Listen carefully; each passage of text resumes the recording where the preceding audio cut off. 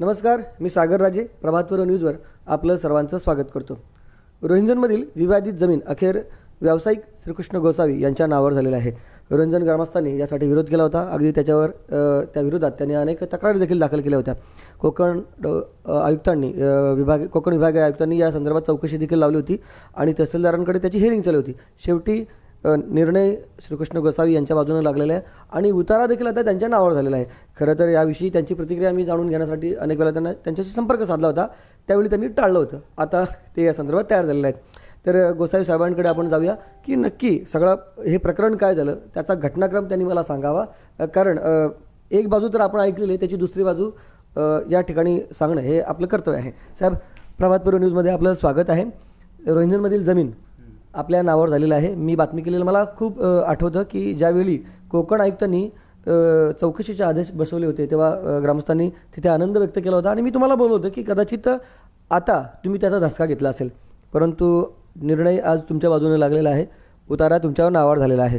तुमची पहिली प्रतिक्रिया काय सांगा मला? मी तुम्हाला सुरुवातीलाच सांगितलं होतं की त्यांनी जी माझी चौकशी बसवली ती माझ्या फेवरमधली आहे आणि मला खरोखर आनंद झाला होता. कारण मी ज्या ध्येयासाठी ही कोयना पुनर्वसनाची जागा घेतली होती ते ध्येय माझ्या ह्यांच्या तक्रारीमुळे पूर्ण झालेलं आहे. कारण मी ह्याच्यापासून प्रेरणा घेतली होती.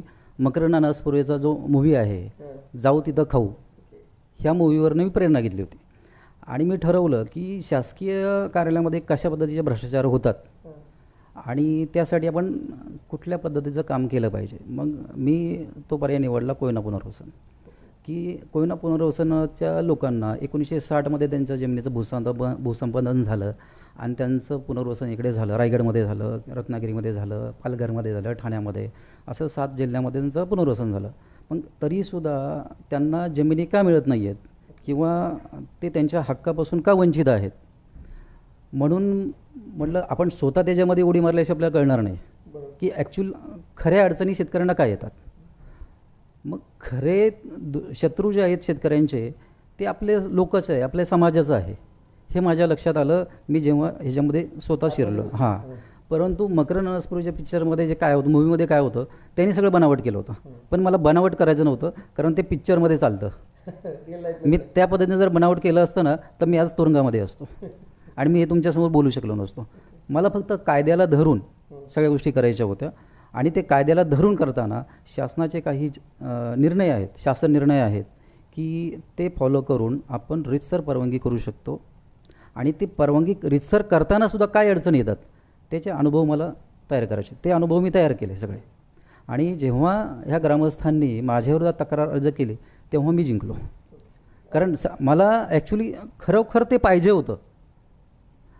कारण काय आहे, शासकीय दरबारामध्ये शेतकऱ्यांना जमिनी मिळण्यामध्ये जास्तीत जास्त अडचणी जे होतात ना, हे जे दलाल आहेत म्हणजे सुमित पाटलांसारखे दलाल हे सुपारी घेऊन कामं करतात. कारण माझ्या प्रकरणामध्ये सुद्धा त्यांनी एका बिल्डरकडनं सुपारीच घेतली होती. आम्हाला ह्याची माहिती मिळालेली आहे. पण मी त्या बिल्डरचं नावही घेणार नाही किंवा काय करणार नाही. पण मी त्याला एक इशारा देईल की माझं काम जे आहे पूर्णपणे शासन निर्णयाप्रमाणे आहे. त्यामुळे माझ्या ह्याच्यावरती तुम्ही त्रास देण्याचं कधीच काम करू नका, नाहीतर तुम्ही आधीपासून जे घोटाळे केलेत ना ते सगळे मी बाहेर काढेल. आणि माझ्याकडे मी अजून त्यांच्या प्रकरणात लक्ष घातलेलं नाही आहे. पण मी जर लक्ष घालायला जर सुरुवात केली, जसं मी ह्या ग्रामस्थांबद्दल बोललो होतो की ह्यांनी अतिक्रमणं केली, त्यांच्या विरोधात अतिक्रमणाचे कारवाईचे आदेश पण काढले मी. कारण जो नियम आहे तो नियम आहे, त्याच्यामध्ये हे कायद्यापुढे कुणीही मोठं नाही आहे. आधी प्रधानमंत्रीही नाही आहे किंवा मुख्यमंत्रीही नाही आहे. कायदा सर्वांसाठी सारखा आहे. मी तुम्हाला थोडक्यात म्हणजे या ठिकाणी डिस्टर्ब करतो. मला विनंती अशी करायची, हे थोडक्यात प्रकरण आहे ना पुन्हा एकदा सांगावं. नवीन प्रेक्षक जे बघत असतील कदाचित त्यांना माहीत नसेल की हे नेमका सुरुवात काय झाली आणि त्याचा एंड कसा काय झाला. थोडक्यात सांगा मला. आता सुरुवातीला मी हे रोहिंजन ग्रामस्थांचं जेव्हा रोहिंजन गावामध्ये ही जमीन मिळाली आहे सरकारी बिनाकारी पडची कोयना पुनर्वसनला, तर त्यावेळेसला जेव्हा मोजणी करायला गेलो तर हे जे तक्रारदार आहेत ना त्यांच्यासोबत इतर गाववाले पण आले होते विरोध करण्यासाठी. जवळपास 400-500 लोक विरोध करायला आले होते.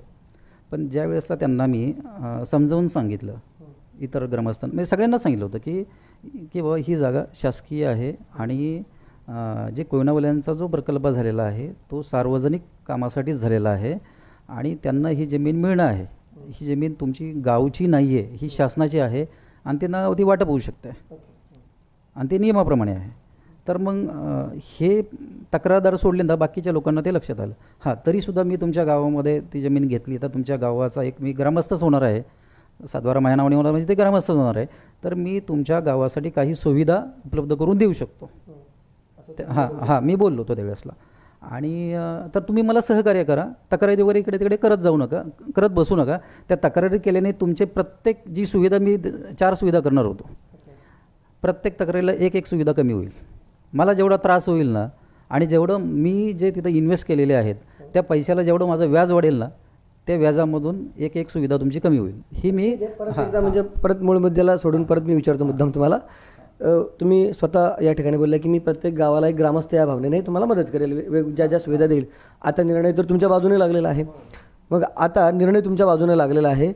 आता तुम्ही सहानुभूतीपूर्वक या गोष्टीचा विचार कराल, त्यांना पुन्हा काही सुविधा द्याल की आता ग्रामस्थांनी केलेल्या तक्रारीचा राग धराल?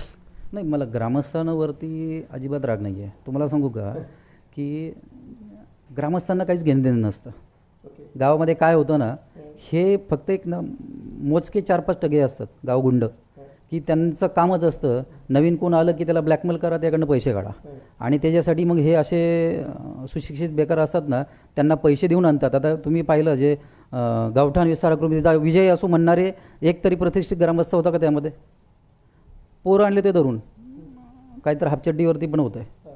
हां म्हणजे मी सहानुभूतीचंच मी तुम्हाला सांगतो की मला सहानुभूतीचा विषय नाही आहे, तो त्यांचा हक्क आहे. मी सहानुभूती म्हणतच नाही, तो त्यांचा हक्क आहे आणि मी ते त्यांना देणार ना. परंतु काय झालेलं आहे, ह्या गावगुंड्यांनी तक्रार केली आहे. मी ज्या त्यांना सुविधा देणार आहे त्या सुविधामुळे ती सरकारी गुरुचरण जमिनीमध्ये ती सुविधा करून देणार आहे आणि ती सुविधा उपलब्ध करून देताना ब्रेकर वगैरे चाललं तर त्यांच्या घराला तडे जाऊ शकतात, असं हे तक्रारदाराने ही तक्रार केली आहे आणि तक्रारची माहिती मला मिळालेली आहे. त्यांचा विरोध आहे. हे मी सुविधा देण्यासाठी ह्या तक्रारदारांचाच विरोध आहे. म्हणजे गावाला माझ्याकडून कुठल्या प्रकारची सुविधा मिळू नये. मग ही त्यांनी जिल्हाधिकारी, कमिशनर ऑफिस यांना सगळ्यांना पत्र लिहिलं. तर आता मला त्यांनी सक्त ताकीद दिली आहे. तुम्ही जिल्हाधिकाऱ्यांनी दिलेली आहे आणि विभागीय आयुक्तांनी दिलेली आहे. सगळा कागदांचा खेळ झाला. आता तुम्ही त्याच्यात नवीन नाही, मला अजिबात माहित नाही अशातलं वागणं आहे. बरं, मला काय म्हणायचं आहे, या उपर जाऊन तुम्हाला नाही करता येणार का? नाही, या उपर फक्त एकच होऊ शकतं की जे तक्रारदार आहेत ना, वैजनाथ पाटील, 1 मिनटं, तक्रारदारामध्ये 26 नंबरला त्यांची सही आहे, वैजनाथ वसंत पाटील. ह्या व्यक्तीनेच जो गावचा तलाव आहे तो बुजलेला आहे. सुमित पाटील आणि सुभाष पाटील ज्यावेळेसला सरपंच होते, ग्रामपंचायत त्यांच्या ताब्यात होती, त्यावेळेसला त्यांनी गावचा तलाव बुजलेला आहे. जो रोजगार हमी योजनेतून जो 1972ला दुष्काळ पडला आणि त्यामध्ये जिल्हाधिकारी अलिबाग यांच्या अध्यक्षतेखाली जो रोजगार हमी योजना राबवण्यात आली, त्या रोजगार हमी योजनेमध्ये जो तलाव खोदला गेला होता, त्या तलाव आणि त्या तलावाला गावाच्या लगत म्हणजे जो गावचा जो रोड आहे त्याच्या लगत एक 20 फूट उंचीची संरक्षित भिंत बनवली होती 1995मध्ये. त्या भिंतीसाठी 80,000 रुपये एवढा निधी ग्रामनिधीतून खर्च केलेला होता.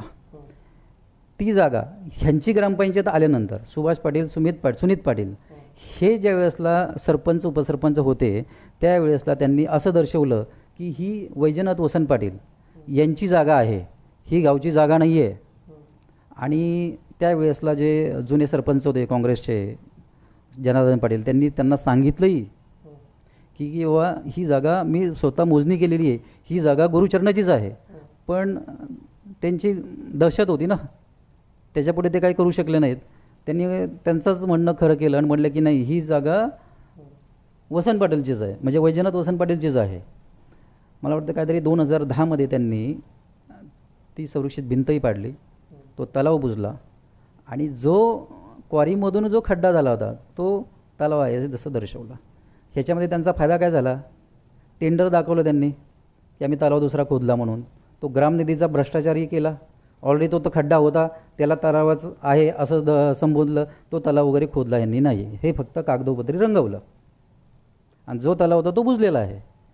फक्त आता माझं हेच म्हणणं आहे, मी त्यांना सुविधा उपलब्ध करून देऊ शकतो आजही गावकऱ्यांना. त्यांनी माझ्यासोबत येणं. माझं हे झाल्यानंतर गावकऱ्यांशी मीटिंग पण चर्चा झाली आहे ना. ते सुविधेसाठी आले, म्हटलं मी सुविधा करून देण्यासाठी माझी आजही तयारी आहे तुम्हाला. परंतु ह्यांनी केलेल्या तक्रारीमुळे सुविधा करून देऊ शकत नाही आहे. हां, तुमचा जुना तलाव जो होता जो रोजगार हमी योजनेतून झाला होता, तो शासकीय रेकॉर्डला त्याची नोंद आहे. जो जिल्हाधिकाऱ्यांनी तो तुम्हाला गावच्या लोकांना त्याच्यामधून पैशाची वाटप केलेली आहे. ज्यांनी तिथं रोजगार हमी योजनेतून काम केलेलं आहे त्याच्यामध्ये प्रत्येकाला पगाराची वाटप झालेली आहे. ग्रामनिधीतून जी संरक्षित भिंत बांधली होती त्याचा शासकीय रेकॉर्डला नोंद आहे. तर ती जी जागा आहे सर्वे नंबर 9, जो वैजनाथ वसंत पाटीलचं जे गोडाऊन आहे त्याला लगत गुरुचरणाचं जी जागा आहे त्याच्यामध्ये तो तलाव होता. त्या ठिकाणी ते अतिक्रमण तोडून जर गावचे लोक माझ्यासोबत आले तर फास्टमध्ये काम होईल. आत्ता माझी त्याच्यावरती कारवाई चालू आहे. मी त्यांच्यावरती RTI दाखल केलेला आहे. आत्ता मी अतिक्रमण तोडण्याचा आदेश 16 नोव्हेंबरला निघलेला पण आहे. कोणी काढलेला तो अतिक्रमण? कोणी आयुक्तांनी तो आदेश काढलेला आहे. हां, आणि त्याचा पाठपुरावाही केला आहे मी, त्यांचा RTI केला आहे. तर त्या RTIमध्ये अजून काही मला त्याचा रिप्लाय आला नाही. मी आज 30 दिवस पूर्ण झालेत. आता मी त्याचं अपील करणारच आहे RTIचं, की तुम्ही कारवाई कधी करणार आहात त्यासाठी. ॲक्च्युली मी अर्ज केल्यापासून 1 महिन्याच्या आतमध्ये ही कारवाई व्हायला पाहिजे शासकीय नियमानुसार, पण अजूनपर्यंत ते काही कारवाई झालेली नाही आहे. आता परत म्हणजे मागची चर्चा थोडीशी आहे ना, तुमचं राहिलं म्हणून मी परत तेच सांगायचं तुम्हाला. गावकरी माझ्यासोबत आले ना तर मी त्याच ठिकाणी तो तलाव त्यांना खोदून देईल, कारण शासकीय रेकॉर्डला नोंद असल्यामुळे त्या जागेवरती तलाव करू शकतो. त्यासाठी परवानगीची गरज नाही आहे, कारण नोंद आहे त्याची. हां, राहिलं माझ्याकडून त्यांना वेगळी काही सुविधा उपलब्ध करून देण्याची, त्यांनी मला गावकऱ्यांनी जागा द्यावी आणि परवानगी आणून द्यावी शासकीय दरबारातून, की आम्हाला इथे हे करायचं आहे.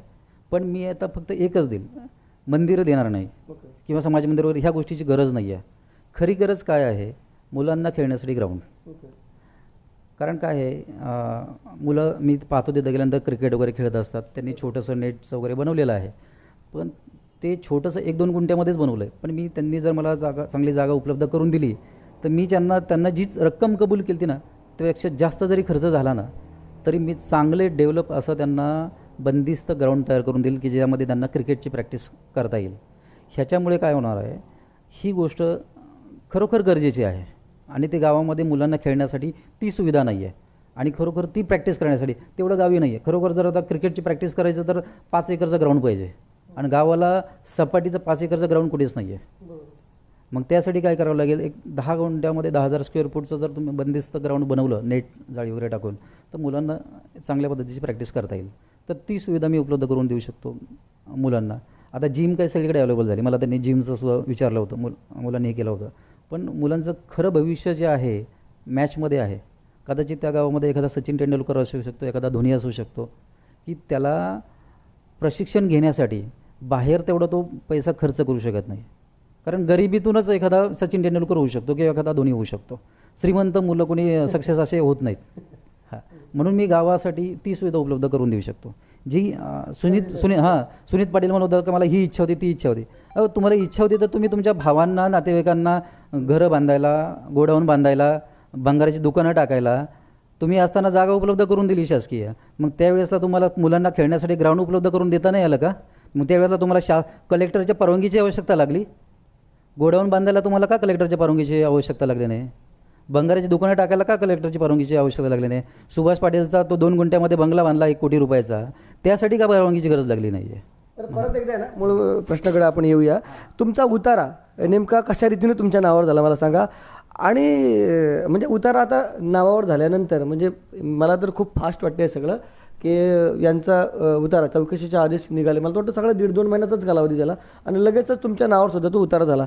कुठलं वजन कुठलं वापरलं तुम्ही? कारण एवढा फास्ट नव्हता आजकाल. मी खरं तर मी तुम्हाला पहिल्याच मुलाखतीमध्ये सांगितलं होतं की 15 दिवसातच उतारा मी करणार. हां, कारण 15 दिवसात का व्हायला पाहिजे, शासकीय नियम आहे तो. जसं आपला माहिती अधिकार आला 2005मध्ये, तसाच माहिती अधिकाराच्या अंतर्गतच की तरीसुद्धा शासकीय अधिकारी भ्रष्टाचार करतातच. मग शासकीय अधिकाऱ्यावरती माहिती अधिकाराच्या अंतर्गत काही कारवाई होत नाही, मग त्यांच्यावरती कारवाई झाली पाहिजे. त्यासाठी 12 मे 2006ला एक शिस्तभंग कारवाईचा आदेश आला. दप्तर दिरंगाई कायदा आला. त्या दप्तर दिरंगाई कायद्यामध्ये हे आहे, तो मुद्दा आहे. या दप्तर दिरंगाई कायद्यामध्ये कलम 10(1) प्रत्येक शासकीय कर्मचारी त्यास नेमून दिलेल्या किंवा त्याच्याशी संबंधित असलेले शासकीय कर्तव्य व शासकीय काम अत्यंत दक्षतेने आणि शक्य तितक्या शीघ्रतेने पार पाडण्यास बांधील असेल. परंतु साधारणपणे कोणतीही फाईल विभागातील किंवा कार्यालयातील कोणत्याही शासकीय कर्मचाऱ्याकडे 7 कामाच्या दिवसांपेक्षा अधिक काळ प्रलंबित राहणार नाही. जर ती फाईल प्रलंबित राहिली तर त्या अधिकाऱ्यावरती शिस्तभंगाची कारवाई होऊ शकते आणि त्या शिस्तभंगाच्या कारवाईमध्ये त्याच्यावरती शेरा पडला तर त्याचं प्रमोशन थांबू शकतं, त्याच्या पेन्शनमध्ये कपात होऊ शकते किंवा पेन्शन रद्द होऊ शकते त्याची. असे अनेक त्याच्यामध्ये तरतुदी आहेत. आणि कधी कधी त्यांना 5 वर्ष ते 10 वर्षापर्यंतची सजाही लागू शकते, 10,000पर्यंत दंडही ठोठावला जाऊ शकतो. अशा अनेक हे आहेत. ह्या गोष्टी मी अगदी तुम्हाला सांगतो ना की ही कारवाई त्यांनी फास्ट करायला पाहिजे. ह्यासाठी विभागीय आयुक्तांना मी 1 नोव्हेंबर 2021ला हा अर्ज केला आहे. त्या अर्जामध्ये मी महत्त्वाचा मुद्दा पहा, मी त्यात म्हटले त्यांना दिनांक 7/10/2021 रोजीच्या अर्जाचा कसलाही विचार करत नाही असे दिसून येत आहे. पर्यायी नाईलाजास्तव आम्हाला दप्तर दिरंगाई कायदा 12 मे 2006 सदर कायद्याअंतर्गत उच्च न्यायालयात दाद मागावी लागेल. तरी महोदय आपणास विनंती आहे की सदरच्या प्राप्त दिनांकापासून 2 दिवसामध्ये निर्देश द्यावा ही विनंती. म्हणजे मी 1 नोव्हेंबरला त्यांना अर्ज केला होता, तरीसुद्धा त्यांनी 2 दिवसात मला उत्तर दिलेलं नाही आहे. त्यांनी मला तो निकाल दिला आहे, मला वाटतं काहीतरी 22 नोव्हेंबरला. आणि पहिला जो अर्ज माझा होता 7/10चा. मला काय विचारायचं, तुम्ही खरोखर कुठलं वजन वापरलं नाही का याच्या व्यतिरिक्त? ह्याच्या व्यतिरिक्त वजन काहीच वापरलं नाही आणि 1 पैसाही कोणाला दिलेला नाही आहे. मला द्यायची गरजच नाही आहे ना. खरं दिली असतील ना, म्हणजे चौकशी बसणं एवढं सोपं नाही आहे. जे उच्च न्यायालयीन कमिटीने ज्या प्रकरणाचा निर्णय दिलेला आहे त्या प्रकरणावरती पुन्हा चौकशी बसवणं हे सुनीत पाटलाचं काम नाही आहे. सुनीत पाटलाच्या पाठीमागं कोणतरी सुपारी किलर आहे आणि मला माहिती मिळालेली आहे. मी आज त्या माणसाचं नाव घेणार नाही आहे, पण माझा फक्त माझ्या मुलाखतीतून त्या माणसासाठी इशारा आहे की मी तुमचा कॉम्पिटिटर नाही आहे, मी बिल्डर नाही आहे, मी एक सल्लागार आहे आणि मी जे काम केलं आहे ते वेगळ्या कारणासाठी केलं होतं. मी मान्य करता ह्या गोष्टीमध्ये लॉबी आहे, एक जमिनी अशा? हो, लॉबी आहे ना. तुम्हाला त्याच्यात गणलं गेलं चुकून? आता त्यांनी ते गणलं गेलं म्हणजे ते त्यांचं कामच आहे. हो, गावातून काय एखादा रस्ता चालला की तो अडवणूक करणं हे टक्यांचं काम आहे.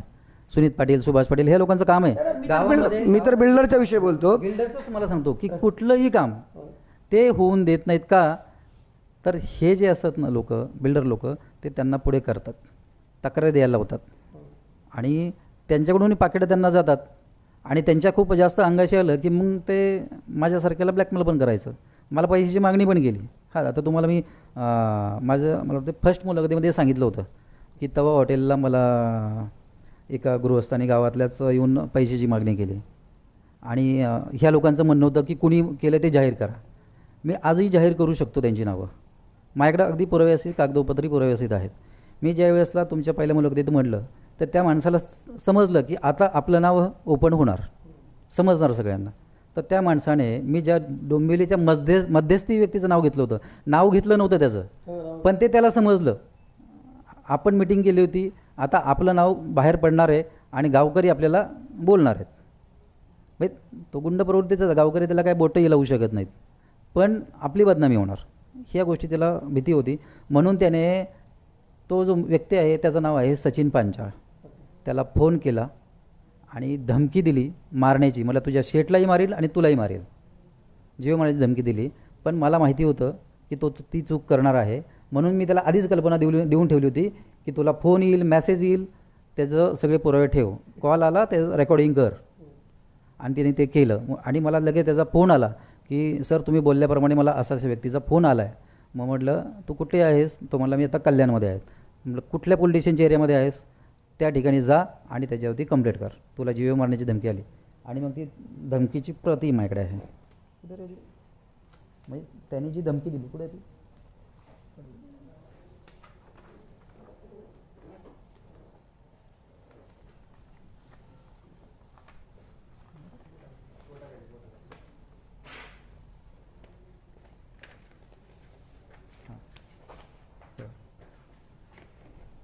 नावं मी हे करत नाही आहे. हां हां 10/9/2021 त्याला धमकी तारखेला जेव्हा म्हणायचं. उतारा तुमच्या नावावर झाला, काय टेक्निकल गोष्टी म्हणजे निर्णय काय लागला मला सांगाल का आता? निर्णय म्हणजे त्यांनी जी माहिती मागवली होती की आमची ती जागा गुरुचरणाची आहे, तर मग विभागीय आयुक्तांनी जी 3 मुद्द्यावरती चौकशी बसवली होती, त्या मुद्द्याचा अहवाल त्यांना तहसील ऑफिस किंवा कलेक्टर ऑफिस जिल्हाधिकाऱ्यांनी सगळी त्यांना माहिती दिली की ती जमीन गुरुचरणची नाही आहे, ती जमीन सरकारी बिनअकरी पडची आहे.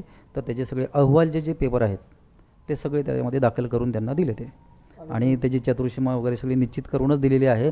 आणि पूर्वीच्या शासकीय रेकॉर्डनुसारच ती जागा सरकारी बिनअकरी पडमध्येच आहे 1985 पासून ती. हां हां नाही नाही नाही तहसीलदारांकडे फक्त हिअरिंग चालू होती. म्हणजे तुमच्या नावावर उतारा करण्याचा आदेश कोणी दिला? तहसीलदारांनीच तो आदेश दिलेला आहे, परंतु तो हां उतारा नाही आहे माझ्याकडे. हां हां तर ते तहसीलदारांनी जरी केलं असेल ना, तर तहसीलदारांवरती सुद्धा ह्यांनी राजकीय प्रेशर आणला होता, कारण तहसीलदारांना तो अधिकारच नव्हता.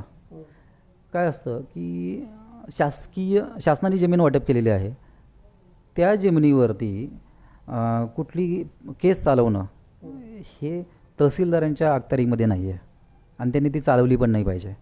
परंतु सुनीत पाटील यांनी राजकीय प्रेशर केला म्हणून ते केलं, कारण ते तहसीलदार खूप सामान्य आणि गरीब आहेत.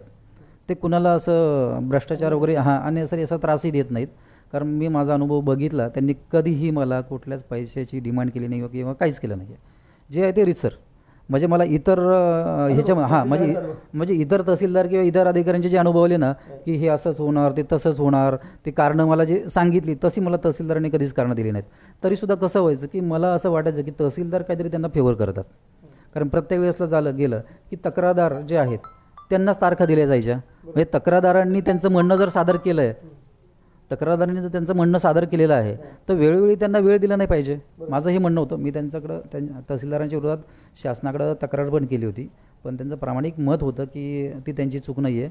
मग नंतर मला असं समजलं की त्यांच्या ते राजकीय दबाव होता, म्हणजे खालच्या त्यांच्या कर्मचाऱ्यांकडून कळलं की हे काही पॉलिटिशियन लोकांना घेऊन तहसीलदारांनी त्यांनी दबाव आणला. पण तहसीलदार इथे नवीन असल्यामुळे त्यांना काही हे करता येत नव्हतं.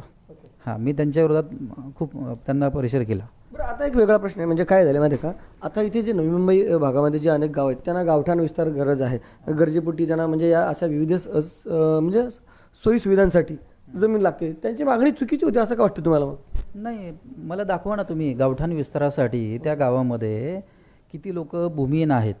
जे भूमिहीन लोक असतात ना, आणि SC ST कॅटेगरीमध्ये किंवा ह्या जे रिझर्वमधील जे लोक असतील किंवा मराठा पण असतील, आता खरोखर तुम्ही बघा तिथं त्या गावामध्ये एका व्यक्तीला 1.5 गुंठा जागा मिळालेली फक्त. पण खरे तिथं इतर समाजाचे खालच्या म्हणजे SC ST समाजाचे लोक आहेत त्यांना जागा मिळायला पाहिजे, त्यांना मिळाली नाही. हां जो मराठी समाजाचा आहे की ज्याला मला माहीत नाही ॲक्च्युली, तर ते त्यांच्या भाऊबंधातूनच आहे, त्याला जागा मिळालेली आहे 1.5 गुंठा. मग हे गावचं काम होतं. ज्या वेळेसला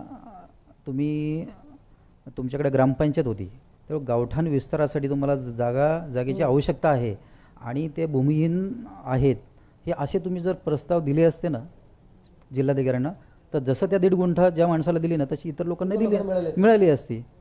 पण ह्यांना गावच्या लोकांना द्यायची नव्हती हो, त्यांना त्यांच्या भावांना आहे ना व्यवसायासाठी जागा अडवायची होती. हा खरा मुद्दा. तुम्ही पहा ना 2010ला ग्रामपंचायत त्यांच्याकडे होती, नगरपालिकेला 2013ला. सगळ्यांची चूक झालेली आहे की खरं म्हणजे ह्या गावांना गावठाण विस्तार करण्यासाठी सरपंच ज्यावेळी बॉडी होती ग्रामपंचायतीची त्यांनी जर अशी मागणी केली असते आज हे नवी मुंबईमध्ये सगळीकडे चाललेलं किंवा पनवेल परिसरात, तर ते आज इझी झाले असते. अजून महत्त्वाचा मुद्दा आहे. माझा सर्वे असा आहे, पनवेल तालुका उरण तालुका ह्यामध्ये तुम्ही पहा जेवढ्या गुरुचरणाच्या जमिनी आहेत ना, त्या गावाच्या सरपंच जी बॉडी आहे ना सगळ्यांनी ठराव करून बिल्डर लोकांना विकलेले आहेत. आजही आहेत. मी आता कोणाची नावं घेणार नाही आहे, पण जिथे जिथे मला अडचण येतील किंवा माझ्या पुनर्वसत बांधवांना अडचण येतील ना, त्या त्या ठिकाणी मी सगळ्यांचं उकरून काढणार आहे. कुठे कुठे कुणी कुणी जमिनी विकल्यात बिल्डर लोकांना, त्याच्यामध्ये अख्ख्या गावाने घरागणीच 10,000 20,000 25,000चे चेक घेतलेले आहेत बिल्डरकडनं.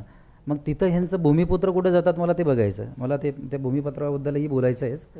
हां, तर मला तुम्हाला हेच मुद्दा सांगायचं आहे. मग त्यावेळेस त्यांना गावठाण विस्तार का दिसत नाही? तुम्ही बिल्डर लोकांना जेव्हा जागा देता तेव्हा तुम्हाला दिसत नाही गावठाण विस्तार.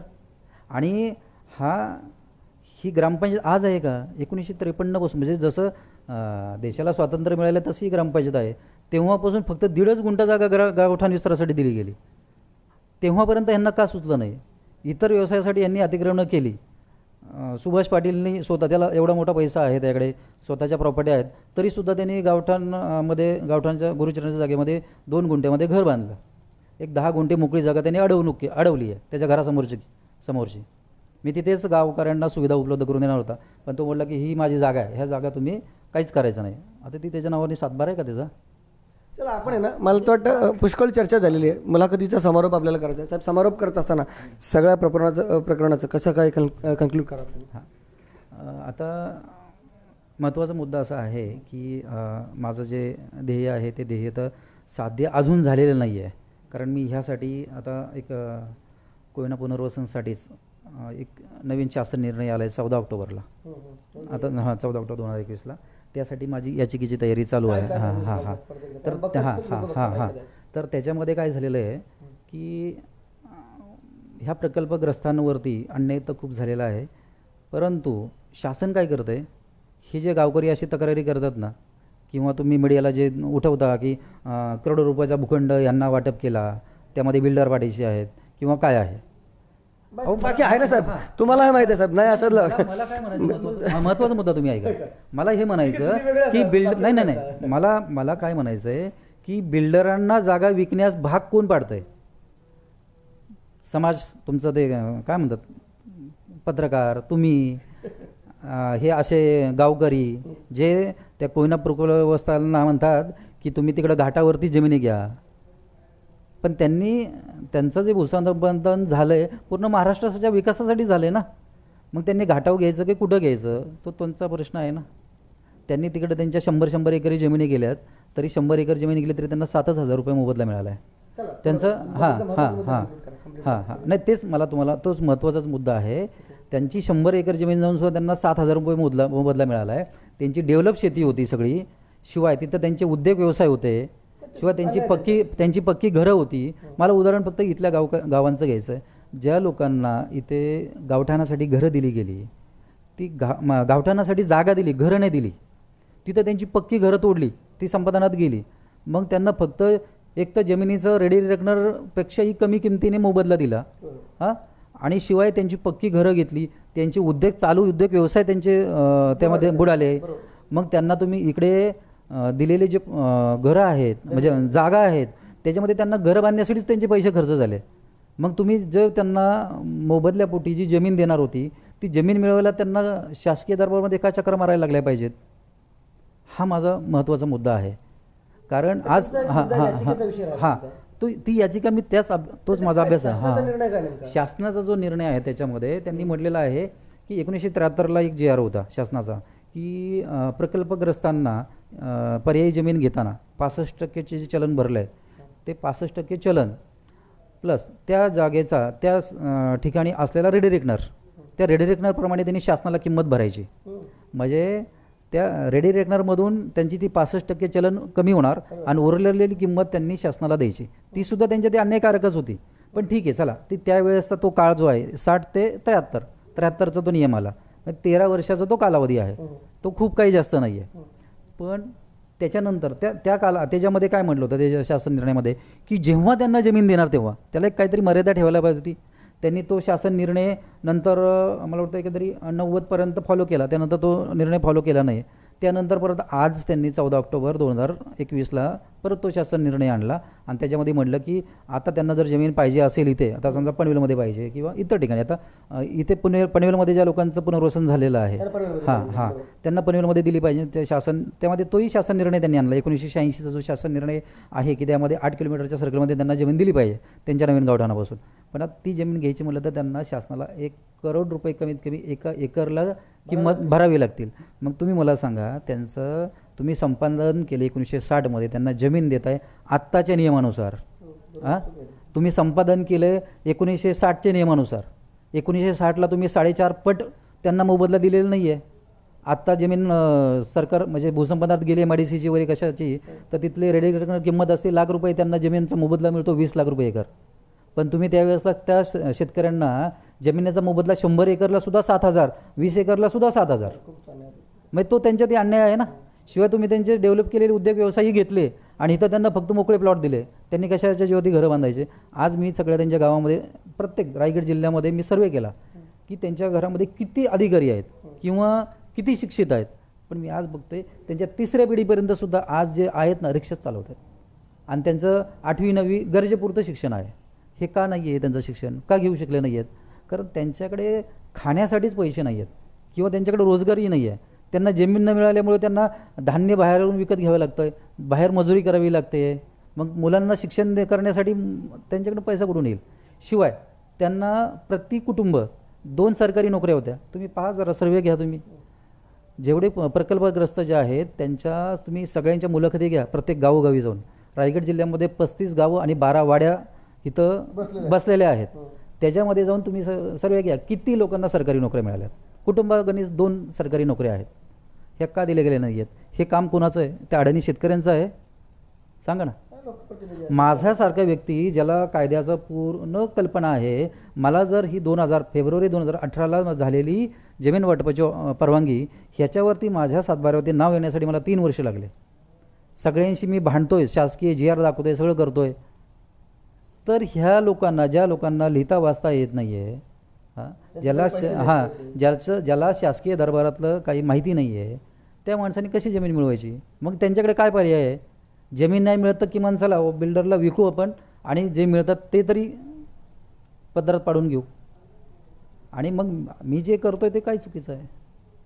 मी हे निदर्शनास होऊन दिलं. मी आता जमिनी वगैरे घेत नाही. मी आता हे माझे मुलाखत जे कोणी बघत असतील ना, त्यांनी माझ्याकडून यावं. ते प्रकल्पग्रस्तांनी, मी प्रत्येकाला फुकटमध्ये सल्ला देईल आणि प्रत्येकाला मदत करेल. तुम्ही कोणालाही जमीन विकण्याची गरज नाही आहे. म्हणजे आणि मी त्याच्यासाठीच हायकोर्टमध्ये याचिका दाखल करतोय ह्या GRच्या विरोधामध्ये, ह्या शासन निर्णयाच्या विरोधामध्ये. कारण त्यांच्यात अन्याय झालेला आहे. उलट त्यांना 1960पासून ते आजपर्यंत नुकसान भरपाई मिळाली पाहिजे की त्यांना आजपर्यंत काय जमीन दिली गेली नाही आहे. 1 पैसा न घेता त्यांना जमिनीचं वाटप केलं पाहिजे. किंवा तुम्ही म्हणता की त्यांना शेतीसाठीच जमीन दिली पाहिजे. का? त्यांना शेतीसाठीच का दिली पाहिजे? म्हणजे तुमच्या लोकांनी इथं डेव्हलप करायचं, तुम्ही मोठं व्हायचं, तुम्ही करोडपती व्हायचं. त्यांना नाही व्हायचं का? त्यांना शेतीच करायची आयुष्यभर. आता तुमचं ह्याच्यामध्ये जेव्हा माझं मुलाखत झाली सेकंड, त्याच्यामध्ये ते गावचे सुमित पाटील म्हणून एक मुलगा आहे, त्यांनी म्हटलं की काय आपण भूमिपुत्र आहोत. मला बघायचं ते भूमिपुत्र किती शेती करतो का. मी माहिती घेतली त्या भूमिपुत्राची. तिकडं फेज 2ला जाऊन कुठं फ्लॅटमध्ये राहतो आहे, तळोजा फेज 2ला का कुठं तिकडे जाऊन तो राहतो आहे. भूमिपुत्राने शेतीतच घर बांधून शेती करायला पाहिजे. तो किती शेती करतो मला दाखवा. मी आजही गावाला गेलो तो शेती करतो. आणि मला माझी जमीन जरी सरकार जमा झाली असती ना, तरीही माझं काही नुकसान होणार नाही आहे. मी करोडो रुपये देऊन जमीन ती मिळवलेली नाही आहे. ती जमीन मी माझ्या मेहनतीने मिळवलेली आहे. आणि माझी जर जमीन सरकार जमा झाली ना, तर माझ्याकडे 1998पासूनच्या ऑर्डर आहेत. सगळ्या मी काढलेले आहेत. मी सगळ्या सरकार जमा करू शकतो. स्वतः देवेंद्र फडणवीसनी अधिवेशनामध्ये सांगितलं होतं, जेव्हा त्यांच्यावर आरोप झाले होते, की 50,000 कोटीचा भूखंड वाटप केलेला आहे तुमच्या शासनाच्या काळात, असं त्यांनी म्हणलं. म्हणजे आत्ता जे राष्ट्रवादी काँग्रेस आहे त्यांच्या काळात वाटप झालेलं आहे. तर मग मला जो नियम लागेल तो त्यांनाही लागेल ना. मग मी काढेल ना. माझ्यामध्ये त्यांनी फक्त एक कुठली तरी त्रुटी काढावी. मी त्यांच्या प्रत्येक प्रकारामध्ये 10 त्रुट्या कमीत कमी काढेल. चला, म्हणजे थोडक्यात ते सांगतात की तिथे गैरव्यवहार झालेले आहेत बाकीच्या लोकांनी केलेल्यामध्ये, तुमच्यामध्ये नसेल कदाचित. मी कसं म्हणतोय, माझ्यामध्ये गैरव्यवहार काहीच झालेला नाही आहे. बरोबर. मला माहिती. तुम्ही 100 त्रुटी काढाल म्हणजे त्यांनी केलेला साहेब गैरव्यवहार, असं तुमचं म्हणणं एक प्रकारे. मी तुम्हाला फक्त काय सांगतो उद्देशून, जर तो माझ्या प्रकरणात जर भ्रष्टाचार झालेला असेल तर पूर्वी पण झाला असेल ना. म्हणजे जे आरोप झालेत किंवा ते मध्ये एक प्रकरण झालं 2,000 कोटीच्या घोटाळ्याच्या वगैरे, ह्या प्रकरणाचं, ते खूप फास्ट झालं. एवढं फास्ट का झालं? एका दिवसात 7-12 वगैरे झालं असं काही नाही आहे. जो आदेश असतो जिल्हाधिकाऱ्यांचा, जो आदेश असतो, त्या आदेशाने 7-12 एका दिवसात होऊ शकतो. एका तासात होऊ शकतो. आता सामान्य शेतकऱ्यांसाठी नसतो ना आदेश, हाच प्रॉब्लेम. नाही म्हणजे त्यांच्यावरती केलेले आरोप चुकीचे होते, त्याला हे नाही आहे. जेव्हा आपण एखादी जमीन खरेदी करतो ना, त्यावेळेसला ती नोटीस बोर्डला कोणाच्या एखाद्या वारसांची हरकत आहे का काय, त्यासाठी ती 15 दिवसाची नोटीस पिरियड असतो. पण शासकीय आदेशाला 15 दिवसाचा नोटीस पिरियड नसतो, तो 1 दिवसात 1 तासातही होऊ शकतो. हां, त्याच्यामुळे तो भ्रष्टाचार म्हणता येणार नाही. भ्रष्टाचार वेगवेगळ्या प्रकारचे असतात आणि माझ्या जमिनीत कुठल्या प्रकारचा भ्रष्टाचार झालेला नाही आहे आणि तुम्ही केलेलाच नाही आहे. कारण मला एक उदाहरण ठेवायचं होतं की ह्या वेळ का येते, ही वेळ येते ना आपल्या सामान्य लोकांमुळे आणि काही सुनीत पाटीलसारख्या सुपारी किलरमुळे. मी तुम्हाला हे सांगेल, कारण तुम्ही विरोध करू नका ना त्यांना. आपल्यासाठी त्यांनी एवढं बलिदान दिलेलं आहे ना, तर तुम्ही त्यांना सहकार्य करा ना. हां, ते काय पाकिस्तानवरून आलेले नाही आहेत ना, तुम्ही त्यांना सहकार्य करा. बघा, एका शेतकऱ्याला बिल्डरला जागा विकायची गरज लागणार नाही आहे. मग तुम्ही त्यांना म्हणा की तुम्ही आमच्या गावची जमीन घेतली आहे. अहो, त्यांना जर जमीन अगदी कमी किमतीमध्ये मिळाली तर कदाचित ते शेतकरी एखादा एकर गावासाठी पण देऊ शकतील, 2 एकर देतील. म्हणजे त्यांना कमी भावात जमीन विकायची वेळ येणार नाही ना. हां, ही काय येते. त्याच्यामुळं मला असं वाटतं की तुम्ही मीडियावाले आहात, तुम्ही सुद्धा आहे ना अभ्यास करूनच आहे ना अशा बातम्या दिल्या पाहिजेत. कारण काय आहे की खरोखर गावकऱ्यांवरती अन्याय होतोय का हे तपासलं पाहिजे. कारण तुम्ही प्रकल्पग्रस्तांचा नेहमी देत असता बातम्या, म्हणून तुम्हाला म्हणतो की सिडकोचा प्रकल्पग्रस्त किंवा कोयनाचा किंवा कुठलाही पाटबंधाऱ्याचा, हा वेगळा नाही, एकच आहे. तुम्ही ते न्यूज दिल्लीमध्ये 1984ला त्या ह्याचं सिडकोचं त्यांनी विष प्राशन केलं वगैरे की त्याचा भूखंड गेला. पण त्याच्यापूर्वी मी माहिती घेतली स्वतः की खरं प्रकरण काय होतं. तेव्हा मला ते समजलं, ते प्रकरण होतं ट्रस्टचं. हां, ती ट्रस्टची जागा होती, मुस्लिम ट्रस्टची. तर तुम्ही ते पाहिलं पाहिजे. कृषी दिन कधी लागू झाला? 1957ला. 1957ला कृषी दिन लागू झाला. त्यापूर्वी ती ट्रस्ट रजिस्टर होती का? हां, ती जर ट्रस्ट रजिस्टर नसेल तर हे कुळ लागू होतं. तुम्ही ते नियमाने भांडा. तुम्ही ते नियमाने भांडा. त्या शेतकऱ्यांची चर्चा झाली होती, त्याला न्याय मिळेल. ते शासकीय रेकॉर्ड काढा. आता 25 लाख रुपये काहीतरी मी ऐकतोय की जवळपास त्याचा खर्च सगळा सिडकोने केला. बरं, सगळा सिडकोने केला. तो केला नसता साहेब. जर खरोखर शेतकऱ्याची चूक असती तर तेवढा खर्च, हॉस्पिटलचा खर्च सिडकोने केला नसता असं मला वाटतं. तुमचा हा विषय. हा, पण कसं आहे, तुम्ही फक्त 25 लाखच नाही आहे, तुम्ही त्याचं सर्व नुकसान भरपाई तुम्ही घेऊ शकता. आपला उच्च न्यायालय आहे ना त्यासाठी. तुम्ही ते दर्शवून द्या ना. आज मी तुम्हाला सांगतो, मी हे उच्च न्यायालयात जे याचिका दाखल करतोय हे सगळ्या महाराष्ट्रासाठी, एका प्रकल्पासाठी नाही आहे. जे जुने प्रकल्प आहेत त्या सगळ्यांसाठी आहे. कारण जे आता नवीन प्रकल्प पाहना तुम्ही, रोडमध्ये जमीन गेली, MIDCमध्ये जमीन गेली, धरणात जमीन गेली, त्यांना 4.5 ते 5 पट मोबदला मिळतो आहे. जसा समुद्री महामार्ग झाला, लोकांना करोड रुपये मोबदला मिळाला. अगदी विदर्भ साईडला सुद्धा जे लोकांच्या जमिनीची किमती अगदी लाख रुपये, 2 लाख रुपये एकर होती, त्या लोकांना 50-50 लाख, 1-1 कोटी रुपये मिळाले. मग त्यांचं सगळं चांगलं झालं. मग ह्या लोकांनी काय कोणाचे घोडे मारले. तो 1960ला तुम्ही त्यांचं भूसंपादन करता आणि तुम्ही त्यांना 2021चा कायदा लागू करता आणि मोबदला कुठला 1960चा. म्हणजे हे चूक आहे ना. त्यांच्या ती जमीन विकण्याची वेळ आपणच आणतोय ना. हे शासन त्याला जबाबदार नाही आहे. ह्याला जबाबदार आहेत ना जनता आहे, हे गावकरी आहेत. तुम्ही त्यांना सहकार्य करा, तेही तुम्हाला सहकार्य करते. चला ठीक आहे. मला वाटतं चर्चा कंप्लीट झालेली आहे का? अजून बोलायचं तुम्हाला? माझी चर्चा कंप्लीट झालेली आहे. हां, परंतु आता राहिला रोहिंजन गावठाण ह्याचा प्रश्न. मी तुम्हाला सांगितल्याप्रमाणे त्यांना मी सुविधा उपलब्ध करून देणार आहे, पण त्यासाठी गावकऱ्यांनी माझ्यासोबत येणं गरजेचं आहे. आणि त्यांची जी इच्छा आहे, इच्छा म्हणजे मी ते अतिक्रमण जे आहेत त्यांच्यावरती कारवाई करणाराचा विषय. हां, माझं ते अतिक्रमणाचे जे लोक आहेत, हां, तर त्यांना माझा आत्ता एक विनंती आहे. मी त्यांच्यावरती राग वगैरे नाही, पण माझी विनंती आहे की आज ना उद्या ते तुम्हाला अतिक्रमण तोडावंच लागणार आहे. पण माझ्या तक्रारी ज्या चालू आहेत त्या तक्रारीने जर तुमच्यावरती कारवाई झाली तर तुमच्यावरती फौजदारी खटला दाखल होऊन तुम्हाला तुरुंगामध्ये बसावं लागेल आणि शासनाचं जे नुकसान केलं ते दंडही भरावं लागेल.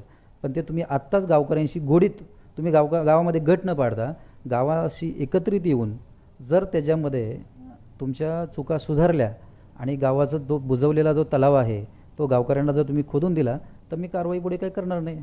नाहीतर मी 29 लोकांच्या विरोधात माझी कारवाई चालू आहे. जो मला मानसिक त्रास झालेला आहे, मानहानीचा दाव्याची माझी तयारी चालू आहे.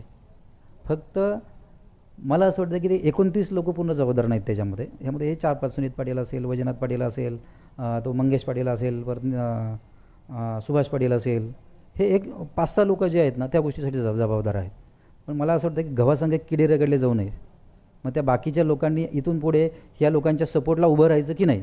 हां, ज्यांना काही शंका वाटेल ना की कधी की आमच्या गावातील इतर लोकांनी ह्याच्यामध्ये पैसे खाल्लेत किंवा काय झालेत, त्यांनी मला येऊन गावातल्या लोकांनी भेटायचं. माझं लँडमार्कमध्ये ऑफिस आहे, तुम्हालाही माहिती आहे, त्यांना माझा पत्ता द्या. ते इथं येऊन मी त्यांना सविस्तर सगळ्या गोष्टी दाखवेल की काय कायद्याच्या तरतुदीत काय झालेलं आहे, तुमच्या कुठल्या लोकांनी याच्यामध्ये भ्रष्टाचार केला आहे, कुणी मला काय डिमांड केलेली आहे. मी आता कुणाची नावं जाहीर करणार नाही आहे. मी फक्त तुम्हाला सांगितलं की त्या व्यक्तीने त्या व्यक्तीला फोन केला होता. हां, एवढंही सांगतो, मला 6 कोटी रुपयाची मागणी केली होती. ज्या व्यक्तीने आहे ते 6 कोटी, त्याच्यामध्ये 2 कोटी तो स्वतः घेणार होता आणि 1 कोटी असे 4 कोटी रुपये तो त्याच्या इतर ह्या 29 तक्रारदारापैकी 5 लोक आहेत, तो त्यांना तो वाटणार होता. मग ते त्यांनी ज्याला माहिती पाहिजे त्यांनी फक्त माझ्या ऑफिसला यावं, फक्त वाचायचं आणि जायचं. मी पुराव्यानिशी दाखवेल. हां, त्यामुळे बाकी लोकांना जे आरोप करतायत ना, मी तुम्हाला सांगतो त्यांचा इशारा कोणाकडे होता. जनार्दन पाटील असेल, रवींद्र पाटील असेल किंवा इतर ग्रामस्थ जे आहेत त्यांच्यावरती त्यांचा इशारा होता. पण त्या माणसाने मला कधीच एक पैसा मागितलेला नाही आहे. त्यांचा प्रत्येक वेळेला हेच म्हणणं होतं की साहेब तुम्ही गावासाठी काहीतरी द्या. आम्हाला माहिती, कारण तो माणूस हुशार आहे. जनार्दन पाटील आहे ना, तो माणूस हुशार आहे.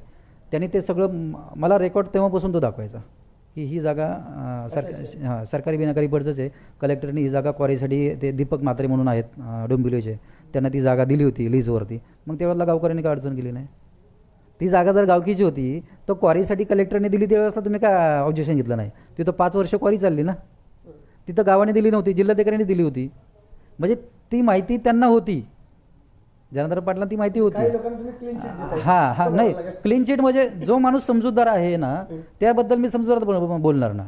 कारण मला सुभाष पाटील किंवा इतर लोक बोलले की तुमच्याकडून जनार्दन पाटीलने पैसे काढले. काय संमत आहे? पैसे मी का देऊ? मी अधिकाऱ्यांना देत नाही तर त्यांना का देऊ? आणि त्या माणसाने मला कधी पैसे मागितले नाहीत.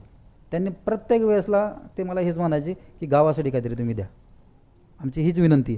त्यांनी मला धमकी दिली नाही कधी की तुम्ही हे नाही दिलं तर आम्ही हे करू, असं कधीच ते बोललेलं नाही आहेत.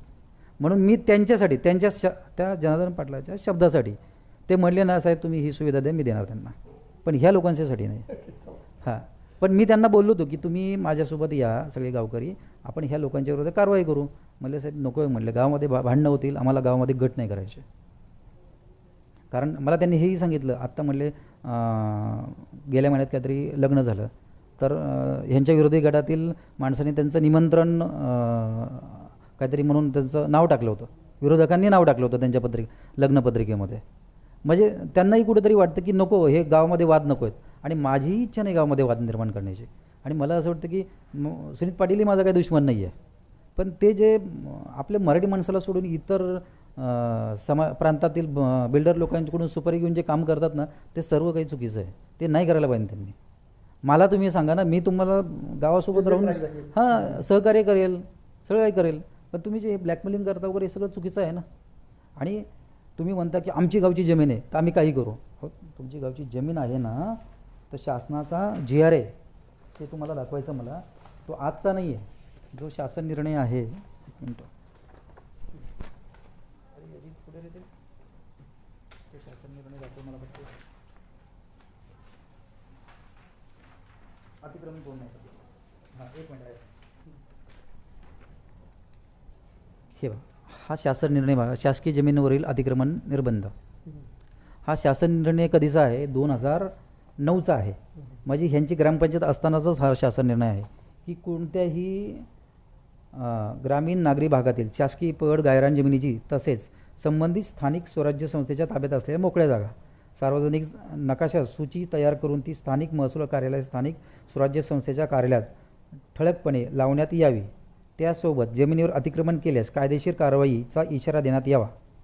शिवाय म्हणजे याच्यामध्ये संबंधित सरपंच असेल, उपसरपंच असेल किंवा त्याचा नातेवाईक असेल किंवा सदस्य असेल, ह्यांनी कुणीही वैयक्तिक कारणासाठी 1 इंच जरी जमिनीचं अतिक्रमण केलं तर ती जमीन तात्काळ तोडून त्याच्यावरती फौजदारी गुन्हा दाखल करण्याचे हा GR आहे.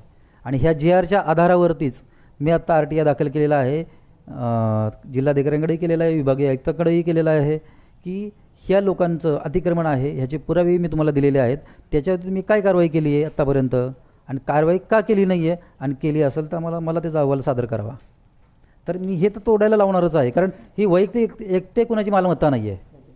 मला त्यांना हेच दाखवायचं, ही तुमच्या गावची नाही. तुम्ही जे म्हणता ना आमच्या गावची जमीन आहे आम्ही काही करू, ही शासनाची जमीन आहे. ही सार्वजनिक कामासाठीच हिचा उपयोग होईल. आणि कोयना पुनर्वसन जे आहे ना, हे वाटप, जमीन वाटप वैयक्तिक नाही आहे, हे सार्वजनिक कामासाठी हा प्रकल्पाचं निर्मिती झालेली आहे. त्यांच्या जमिनी सार्वजनिक कामासाठी घेतलेल्या आहेत. त्याच्यामुळे त्यांना मिळणारी ही जी जमीन आहे ही एक सार्वजनिक कामासाठीच आहे, वैयक्तिक नाही आहे.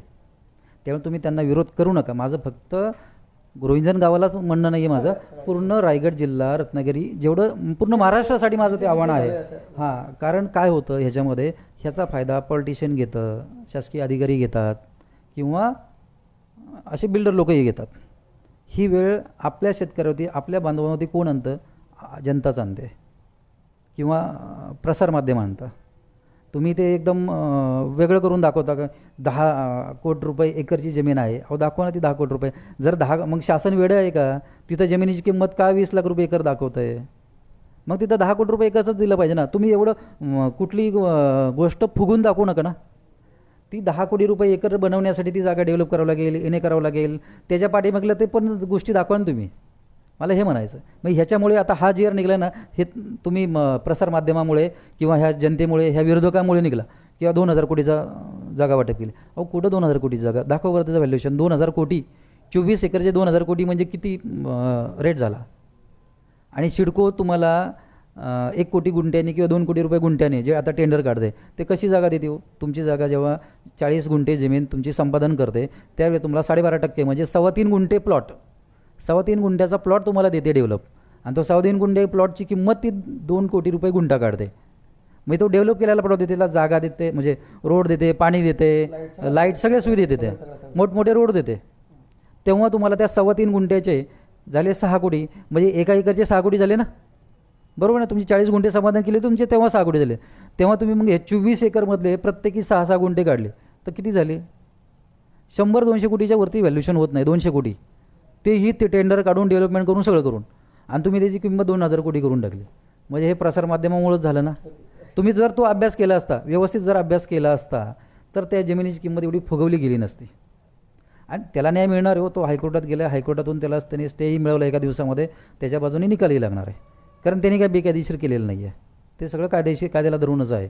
कारण अधिकारी वेडे नाही आहेत. IAS IPS म्हणजे जे एवढे UPSC MPSC करून ते अधिकारी झालेले आहेत, त्यांनी शासनाचे निर्णय धरूनच ते आदेश केलेले आहेत. तेव्हा त्यांना तो न्याय मिळणार, त्यांची जमीन त्यांच्या नावावरती होणार.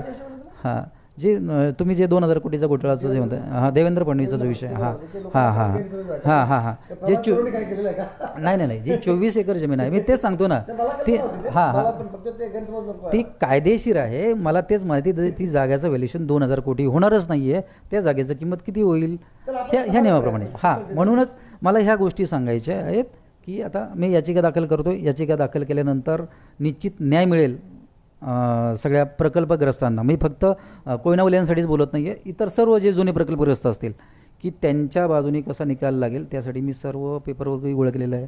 माझं उदाहरण आहे, मी माझं रोहिंजनचं उदाहरण तिथं मांडणार आहे. हां, कारण मी त्यासाठीच हे केलं आहे. मी ज्या लोकांकडनं म्हणजे त्या जागेत मी कर्ज घेऊन ती जमीन आजपर्यंत ताब्यात ठेवली आहे. परत आता मी ज्यांना कोणाकडून कर्ज येत होतं त्यांच्याकडून परत ती जमीन माझ्या नावाने करून घेतो आहे. कारण मला ती माझ्या नावाने ठेवायची, तिथं मला शेती करायची किंवा काय करेल. कारण मला कोणाला नुकसानी टाकायचं नाही. शासनाचा काही नवीन नियम आला किंवा काय झालं, पण आता हे जुन्या नियमाप्रमाणेच त्याचे आदेश झालेले आहेत. त्याच्यामध्ये ती कुणी जमा करू शकत नाही किंवा त्याच्यावरती काही कारवाई होऊ शकत नाही आहे. हां, कारण अशा भरपूर जागांची वाटप झालेले आहेत. ह्याच्यामध्ये बिल्डिंगा उभ्या राहिलेल्या आहेत. ते बिल्डिंगा काही शासन पाडणार नाही आहे. कारण त्याच्यामध्ये अनेक पार्ट्या इन्व्हॉल्व झालेल्या आहेत. त्याच्यामुळं जो कायदा आहे तो सगळ्यांसाठी समान आहे. त्यामुळे ते ज्यांच्या जमा झाल्या पण असतील सरकार जमा, त्या परत न्यायालयाकडून त्यांना परत मिळणार आहेत. कारण नियम सोडून कुठली कामं झालेली नाही आहेत. झाली असेल आणि जे लोक मला अडचणी करत असतील तर निश्चित मग मी त्यातले मुद्दे काढेल, त्यांचा प्रस्ताव मागवेल, त्यांचे अहवाल काय झालेले आहेत काय नाही आहेत. जसं माझा अहवाल चेक केला त्यांनी, तसं माहिती अधिकारात मी सगळ्यांचे अहवाल काढेल ना. जसं मी आता हे आदेश काढले 1998 पासूनचे आदेश काढले आणि त्याच्यामध्ये मी बघितलं हां एवढे आदेश झालेले आहेत. त्याच्यामध्ये काही अटी शर्ती झालेले आहेत. मग त्या अटी शर्तीची कागदपत्राची पूर्तता झाली की नाही आहे मी प्रत्येकच प्रकरण काढून बघेल. मग जर मला आता माझ्या प्रकरणासाठी कोणी अडचणी केल्या तर, कारण माझं ध्येय कुणाच्या प्रकरणाला अडचणी किंवा कुणाच्या इथं बिल्डर व्यवसाय करायचा आणि मोठं कॉम्पिटिशन करायचं असला काही विषय नाही आहे. फक्त माझा विषय होता शेतकऱ्यांसाठी आणि त्या शेतकऱ्यांसाठी मी लढतो आहे. आणि त्यांना न्याय मिळवून देण्यासाठी मी आज हायकोर्टला याचिका केली. अशा माझ्या अनेक याचिका चालू राहणार आहेत आणि भविष्यामध्ये साधारण एप्रिल महिन्यामध्ये माझा एक प्रोजेक्ट लॉन्च होणार आहे. तो फक्त शेतकऱ्यांसाठी आहे. तर आज मी त्याचं कुठला प्रोजेक्ट आहे काय आहे हे सांगत नाही आहे, पण तो शेतकऱ्यांच्या संबंधित हिताचाच आहे. त्याचा पूर्ण महाराष्ट्रभर मी प्रसार करणार आहे आणि त्याच्यासाठी माझ्यासोबत सरकारी खात्यातील मोठमोठे अधिकारी जे आहेत, ज्यांना खरोखर समाजसेवा करायची, शेतकऱ्यांसाठी काहीतरी करायचं आहे, ही माझ्यासोबत जोडले गेलेले आहेत. म्हणजे जे रिटायर झालेले आहेत अधिकारी आहेत की ते माझ्यासोबत येऊन ते काम करत आहेत आणि त्याचं प्रोजेक्टचं मोठं लॉन्चिंग एप्रिल महिन्यामध्ये मी करतो आहे. हां, तर आपल्यासोबत होते श्रीकृष्ण गोसावी साहेब. अनेक गोष्टींवर त्यांनी चर्चा केली, त्यांच्यावरचे आरोप कसे चुकीचे होते ते सांगितलं. शिवाय कोयना प्रकल्पग्रस्तांवर कसा अन्याय झालेला ते देखील त्यांनी अजून एक मुद्दे बोलायचं. ओके, मुद्दा असा बोलायचा आहे की आता मी ते जमिनीचं सपाटीकरण व शेती करण्यासाठी अर्ज केलेला आहे. हां, तर माझं रोहिंजण गावठाण म्हणजे गावकऱ्यांना विनंती आहे की कुणीही माझ्या जमिनीमध्ये अतिक्रमण करू नये. अतिक्रमण केल्यास त्या व्यक्तीला जे संबंधित जेवढी व्यक्ती असतील, लोक असतील, त्यांच्यात मी डायरेक्टली ट्रेसपासचा गुन्हा दाखल करेल आणि त्यांना तुरुंगात बसण्याची 100% व्यवस्था करेल. मग तिथे म्हणू नका मी पोलिसांना पैसे चारून ह्या गोष्टी केल्यात. मी कायद्याला धरूनच, आणि तुम्ही पाहिजे तर ते तुम्ही माझ्या जमिनीत जेव्हा अतिक्रमण कराल तेव्हा तुम्ही एखाद्या वकिलाचा सल्ला घ्या, ट्रेसपासचा गुन्हा दाखल होऊ शकतो की नाही आहे. मग जे काय त्याच्यावरती फौजदारी कारवाई होतील त्यासाठी सर्वस्वी सुनीत पाटीलसोबत जे लोक उभे राहतील ते जबाबदार असतील. मी परत ह्या गोष्टीसाठी त्यांना हे करणार नाही आहे. हां, आता मी ह्या 29 लोकांच्या विरोधात माझी कारवाई चालू आहे. ते 29 लोकांपैकी ज्यांना वाटेल की बाबा आम्ही सुनीत पाटीलच्या पाठीशी जाऊन चूक केलेली आहे, त्यांनी येऊन माझ्यासोबत येऊन चर्चा करून समझोता केला तर त्यांच्याबद्दल मी तक्रार करणार नाही. फक्त मला त्याचं पुष्टीकरण त्यांनी व्यवस्थित द्यावं की बाबा आम्ही त्याच्या कुठल्या म्हणण्याला बळी पडलो होतो, काय पडलो होतो आणि आम्ही आता त्याच्यासोबत नाही आहे. मी त्यांना माफ करेल. तर पुन्हा एकदा सांगतो की आपल्यासोबत होते श्रीकृष्ण गोसावीचे अनेक मुद्दे त्यांनी या ठिकाणी क्लिअर केलेत. त्यांची ही सगळी चर्चा कशी वाटली त्याविषयीची तुमची प्रतिक्रिया अवश्य नोंदवा. व्हिडिओ जर्नलिस्ट यासिन खानसह सागर राजे, प्रभात पूर्व न्यूज करता, खारघर. धन्यवाद.